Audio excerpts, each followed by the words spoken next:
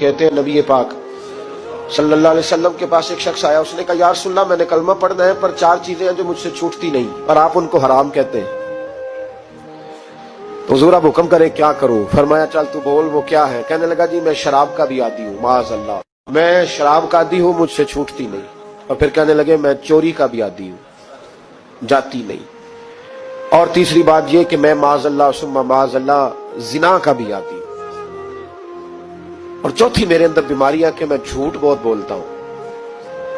ये आदतें छूटती नहीं, मैं इनके होते हुए कलमा कैसे पढ़ूं? आपके दीन में ये शदीद बुरी चीजें और मुझसे छूटती नहीं, तो क्या हुक्म है? मेरे महबूब अलैहिस्सलाम को अल्लाह ने बड़ी हिकमत अता फरमाई, बड़ा नवाजा है नबी पाक ने। हुजूर ने बड़े खूबसूरत जुमले कहे, फरमाया कुछ सौदा कर ले मेरे साथ। अर्ज की हुजूर हुक्म हो, फरमाया चारों में से एक छोड़ दे, कलमा पढ़ ले, सौदा कर ले। कहा हुजूर हुक्म करे कौन सी? फरमाया चल तू झूठ छोड़ दे।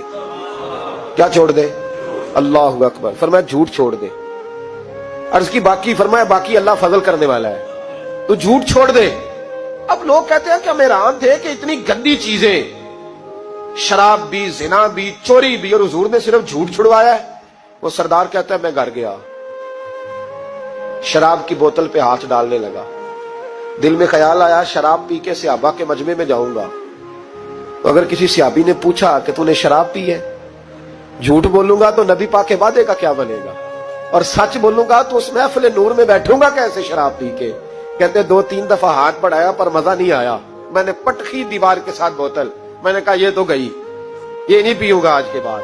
कहते फिर मैं बाहर निकला उस औरत के पास रात गुजारने जहां मुंह काला करना था। कहते जब पहुंचा तो उसने पहला सवाल था, कहने लगी सुना है तू कलमा पढ़ गया है?